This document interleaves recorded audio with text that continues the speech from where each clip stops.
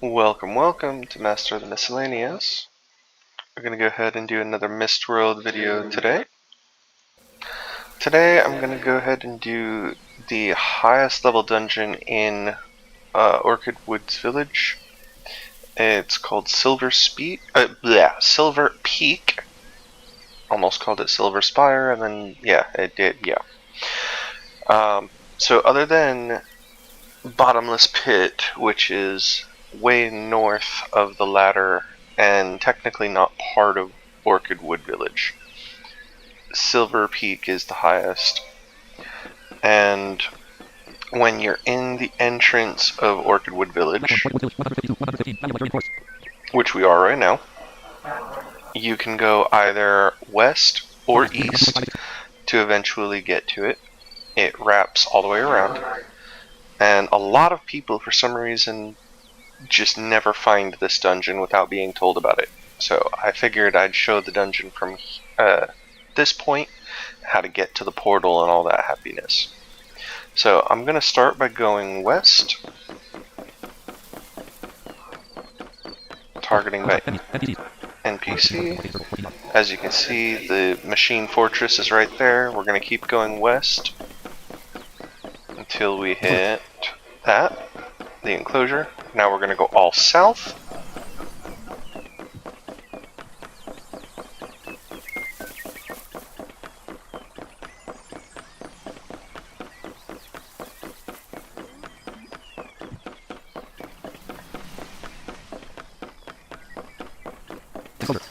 Okay, and now we're going to start going east.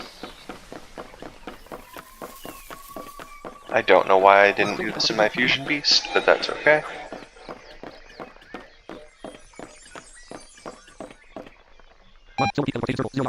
And here we go, Silver Peak Teleportation Circle. We're at 151, 189. Let's hit enter.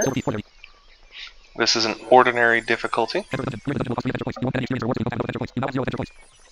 3 adventure points. You can solo it, or you have to solo it, my apologies, and you can do it twice a day. Check dungeon description.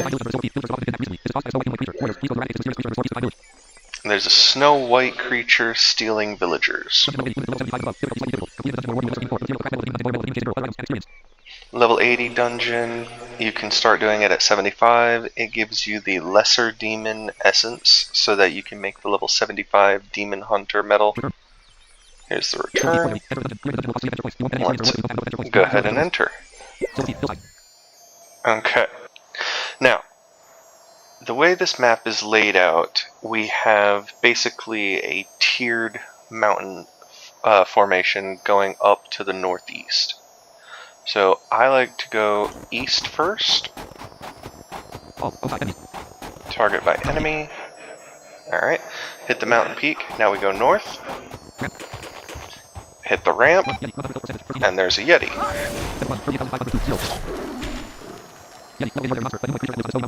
It's a level 80 ordinary monster. Now we're going to go east up this ramp. I go east until I hit the mountain peak. Go north.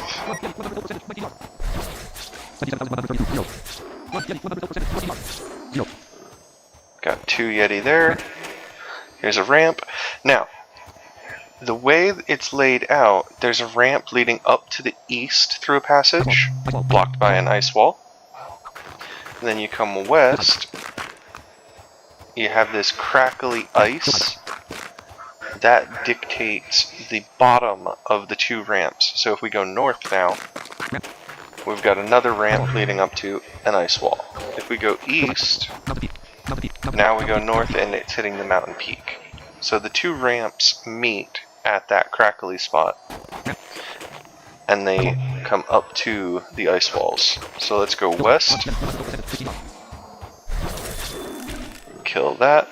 And as you can hear, when you kill the last Yeti on the tier, it goes and makes an ice wall NPC, or mob. And you can break that. Okay. And now there's another Yeti.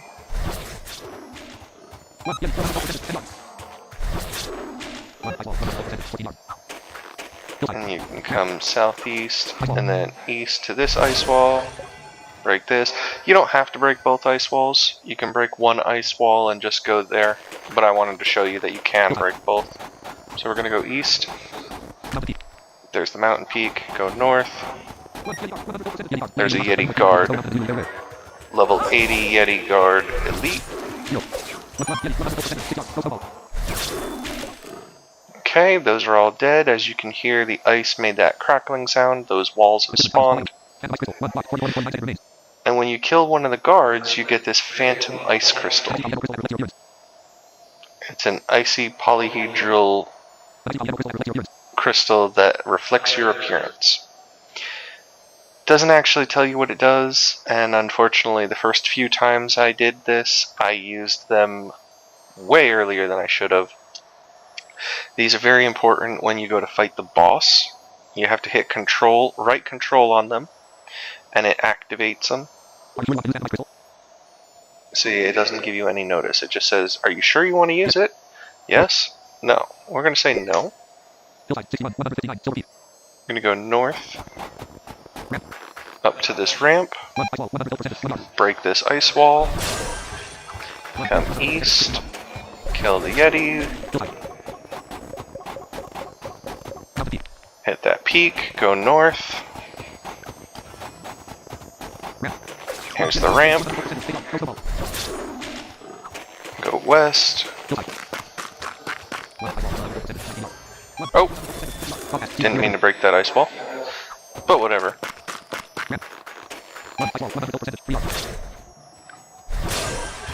Okay, got more Yeti. Okay, we're going east up here. Okay, now we go north. There's another Yeti guard. Another Yeti. Those ice walls have spawned. Come up here, break this ice wall. We got another one of those phantom crystals when the Yeti guard died. Going east up to the peak. Going north.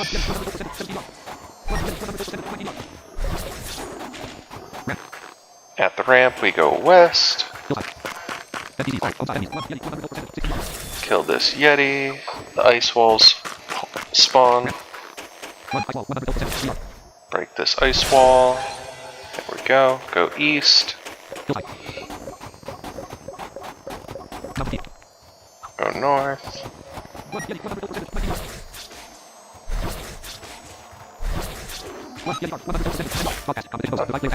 Another Yeti guard.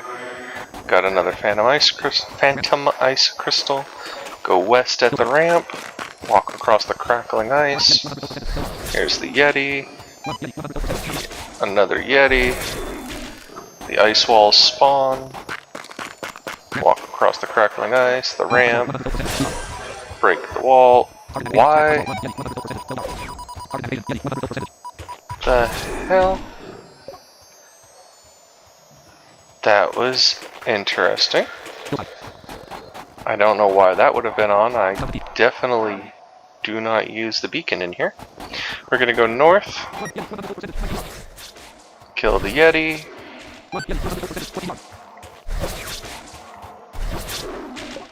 Okay, keep going north.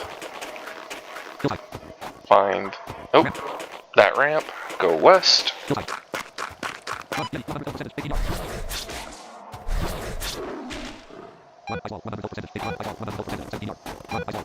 Gotta be another Yeti. Oh! Right. I apologize. The last tier does not have an ice wall. We could have ignored that Yeti if we so chose. So, I'm gonna go ahead and use the Phantom Ice Crystal, or one of the Phantom Ice Crystals here to show you what it does. We're gonna say yes. So I made a Sroth's Ice Sculpture. A level 80 ordinary monster, looks just like you. Cool. Has 73,000 health. And what they do is they constantly create hostility for the boss. so that he locks onto them instead of locking onto you, because he actually does hit pretty hard, and the best way to survive in here is to use these sculptures. You can survive just by staying out of his range, but as a melee, you're definitely going to want these sculptures. And honestly, as a ranged character, it's still very helpful to use these sculptures. What I like to do is leave the sculpture here, walk up closer, leave the sculpture here,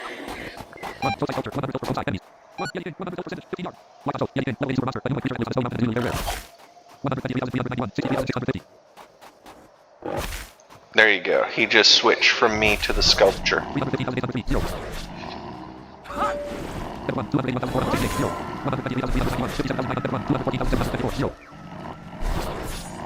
And if we press tab,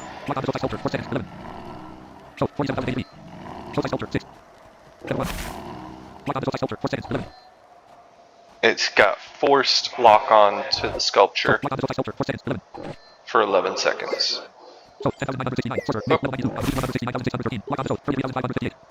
No, now he's locked onto me again, because he just broke the sculpture. There we go. Open the chest, and done. But yeah, so that's the general premise of the dungeon. As I say, for melee, you're definitely going to want to use all three of those Phantom Ice Crystal sculpture things. I normally drop them, fight the boss, and when he breaks the first one, lead him to the next one. When he breaks the next one, lead him to the third one. It uses basically the same as the Orc's taunt, where it forces you to lock on. So it's not a damage thing, and it's not, oh no, you're doing so much more damage, he's locked back onto you. No, it just forces him to lock on to the sculpture. So very useful, very important tactically. Definitely doable without them if you can keep running and healing and then going back to fight. But a very important part of the way this dungeon works. Hope that video was helpful, and I'll see you in the next one.